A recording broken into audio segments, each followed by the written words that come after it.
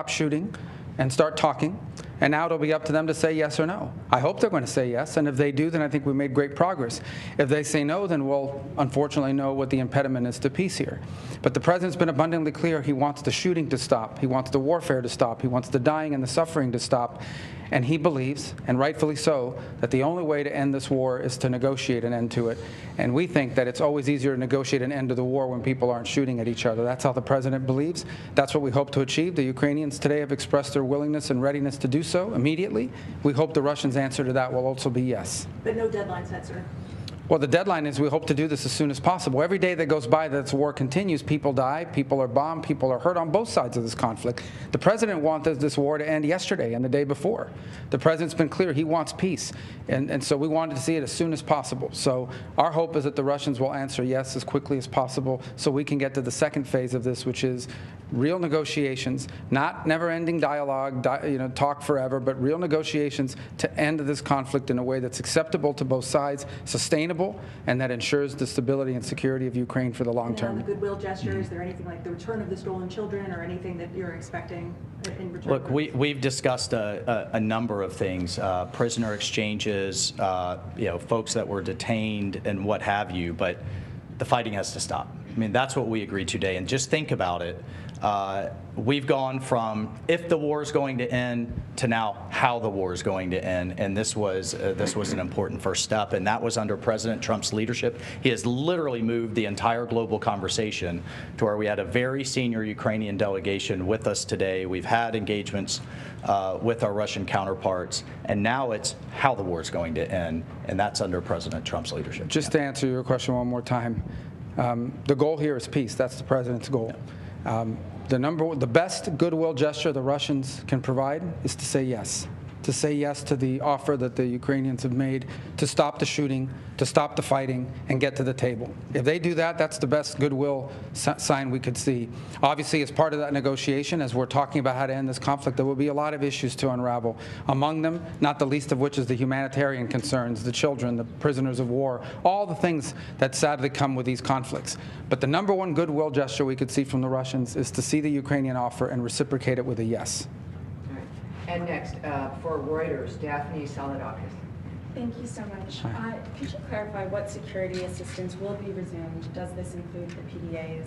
And why wasn't the minerals deal signed today? What are the outstanding issues there? And if I may, is the relationship with Ukrainian President Zelensky back on track? Do you back him? Well, let me answer the second or the third. You had two, and then I'll let the security advisor talk about the defense and security assistance. On the second question, well, let me answer first on the minerals deal. As part of our communication today, that is something that was negotiated through our Treasury and his counterpart on the Ukrainian side. And so the president, and you see that expressed, both presidents will instruct the appropriate members of our governments to bring to finality the signature of the deal and the signature of this agreement. So that was communicated today, and that's going to happen. That was not the subject of our talks today. I thought I expressed that on our way in. We were here in pursuit of peace. That doesn't mean the minerals deal is not very important. It most certainly is, and we expressed that today in the statements we put out jointly, that the president, our respective presidents, have instructed the appropriate members of their governments to bring this to finality and to conclusion. The second part of your question was? Does the security assistance include the No, there was one after that. And the Zelensky relationship back on track? Yeah. What's back on track here, hopefully, is peace. That's what matters the most. I know everyone's looking for who likes this is serious stuff, okay? This is not Mean Girls. This is not some episode of some television show. This is very serious. Today people will die in this war. They died yesterday, and sadly, unless there's a ceasefire tonight, they'll die tomorrow. The president wants that to stop. That's what he's interested in here. That's why we came here. That's why we're grateful for the Kingdom of Saudi Arabia hosting us here. And what we leave here with today is a commitment that the Ukrainians are ready to stop fighting. They're ready to stop the shooting so that they can get to the table and bring about peace for their country and for the world on the security. Well, I mean, I just can't echo enough. President Trump's president of peace. That's what he's demanding, and he's willing to take tough measures on all sides to drive that home. And in terms of the security assistance, it's the current presidential drawdown authority. I'll refer to the Defense Department on the eaches of what munition was where in the process, but it's the current PDA that will proceed to the Ukrainians. All right, everyone, thank you. Thank you. Thank you very much. Thank you. Thanks for Effective your immediately. patience. Yeah, thanks for your patience. We've been listening to U.S. Secretary of State Marco Rubio and National Security Advisor Mike Waltz discussing a new deal between the U.S. and Ukraine. Ukraine says it would accept a U.S. proposal calling for an immediate 30-day ceasefire with Russia. The U.S. is also immediately lifting its pause on intelligence sharing with Ukraine. The U.S., remember, paused sharing intel shortly after an Oval Office meeting between President Trump and Zelensky. That meeting blew up more than a week ago. The U.S. will also resume security assistance to Ukraine, and now Secretary of State Marco Rubio is essentially encouraging Russia to get on board, saying the ball's in their court. Let's go ahead and bring in Sam Vinograd, a CBS News national security contributor and former Assistant Secretary for Counterterrorism at the Department of Homeland Security. She joins us from Washington.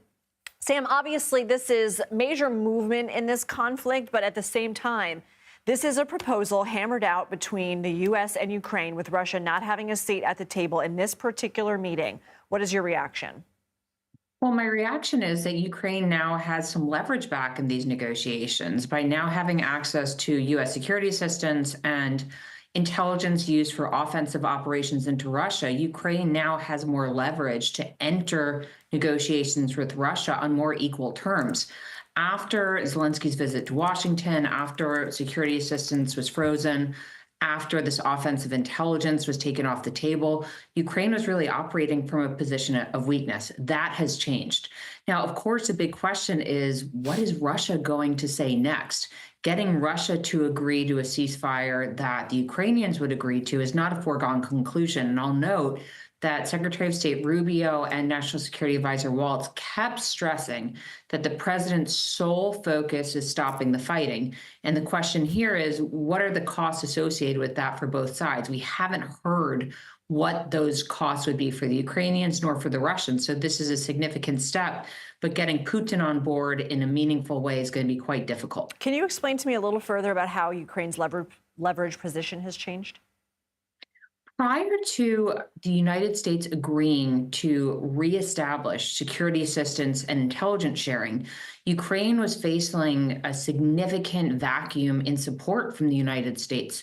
While European countries announced that they would step forward to provide more security assistance to Ukraine, it's not a one-for-one exchange. So absent billions of dollars in U.S. security assistance, Ukraine was going to lose really critical access to both funding as well as actual military assets, Lindsay, that the Europeans just could not replace. And from an intelligence perspective, not having access to U.S. intelligence that allowed Ukraine to strike inside of Russia made Russia feel most likely, the combination of those two things, like it had the upper hand in both the war against Ukraine and in any negotiations to try to resolve the conflict. So we also have reporting from our Charlie D'Agata that there will be an immediate resumption of the Presidential Drawdown Authority, which refers to roughly $3.8 billion in U.S. military aid. This has already been approved. So largely air defense systems, artillery, some support of Ukraine's F-16s. How significant is that? This is huge. And again, losing access to $3.8, almost $4 billion of U.S. security assistance for Ukraine so quickly was truly catastrophic in thinking about the tides of the war and who is going to have the upper hand just from a pure military conflict standpoint. Putting this back on the table shows that Ukraine will be able to hold territory in the way it has so far if Russia does not agree to come to the table in a meaningful way to stop the fighting. When these billions of dollars were taken off the table, Lindsay, Ukraine was viewed most likely as weak and highly vulnerable by Russia, which was not optimal from so many vantage points. So both regaining access to this $3.8 billion in security assistance, regaining access to U.S. intelligence, and having the U.S. by its side as it enters negotiations is going to be quite significant, both in terms of the situation on the ground in Ukraine, trying to hold territory, as well as walking into negotiations with the Russians on an actual ceasefire proposal. So, Sam, we know that the statement from the U.S. and Ukraine includes a snippet saying that each side, both delegations, agreed to name their negotiating teams and immediately begin negotiations toward an enduring peace. So this is an initial proposal and a step, but it appears to me that there is still quite a long way to go before we actually have a lasting 30-day ceasefire.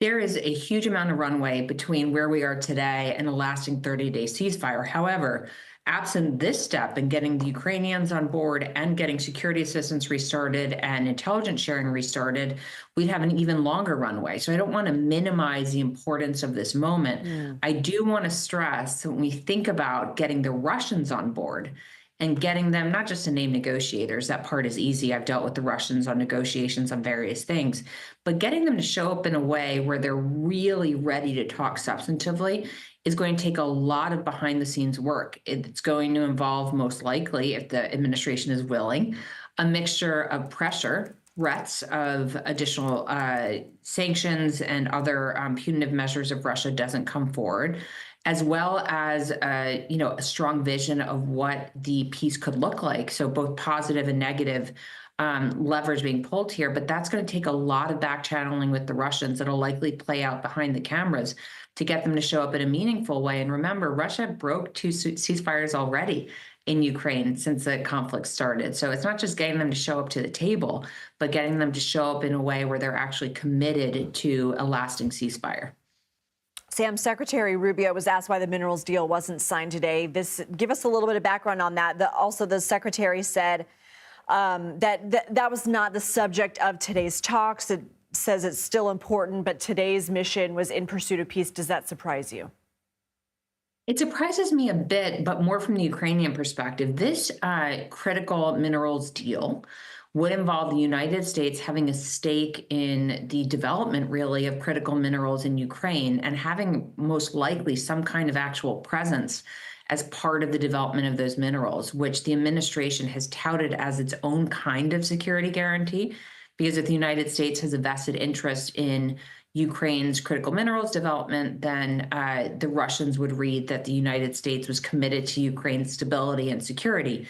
The Ukrainians have asked for more explicit security guarantees from the United States, but this critical minerals deal was viewed as a first step, as a very nice thing to have. And so I would have expected that getting this deal signed quickly would have been something that the Ukrainians would have wanted and something that the administration would have wanted, because Trump has also viewed this critical minerals deal as a way to get paid back for the almost $200 billion or so in security assistance that the United States has already provided to Ukraine. So I'm surprised that the Ukrainians didn't view signing this deal as a measure of a security guarantee. And I'm surprised that the Trump administration didn't want to get this agreement penned as soon as possible so that Trump could say that he will be paid, that the U.S. will be paid back for the security assistance we've already provided. But Rubio and Waltz did indicate that Bessent, the U.S. Secretary of the Treasury, could sign this deal relatively quickly. And Sam, then there's the whole Europe of it all. We know that Europe was left scrambling after some of the administration's moves in pausing Ukraine, pausing intelligence, with Ukraine stepping up their own contributions in not only their own defense spending, but aid to Ukraine as well.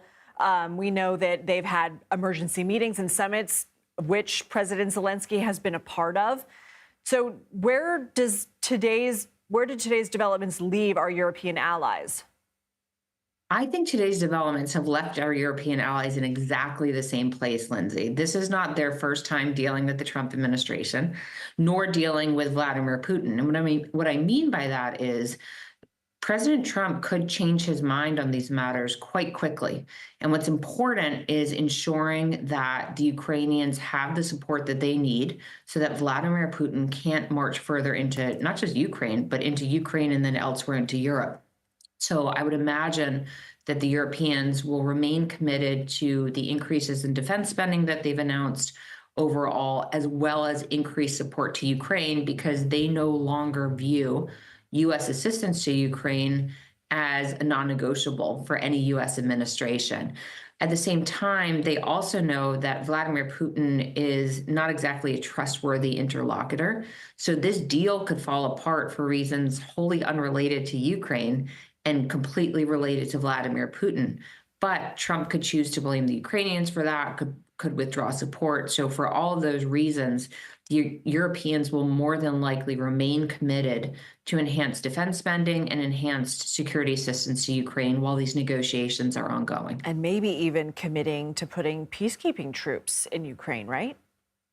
They might. You raise a great point, Lindsay, because the Europeans have previously said, both the French President Macron and Prime Minister Starmer have discussed as well, the presence of about 30,000 European boots on the ground peacekeeping forces as a security guarantee for Ukraine.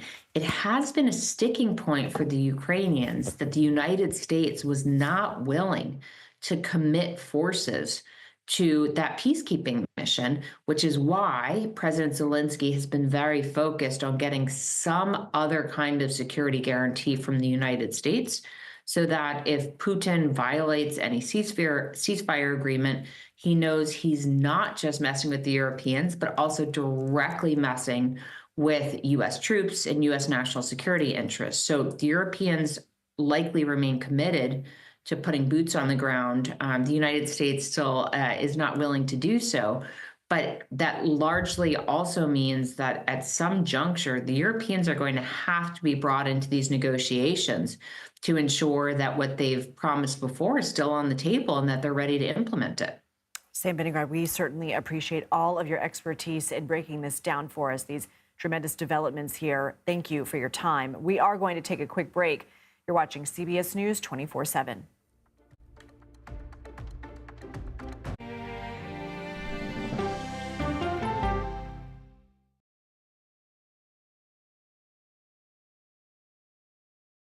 I think I asked direct questions. I don't know that they're tough questions per se. When do consumers actually get to touch and feel a difference in their lives? So you would encourage Democrats to work with Donald Trump on an issue like healthcare. That's the role of Face the Nation, to focus on the issues at hand. That means a civil conversation with perspective.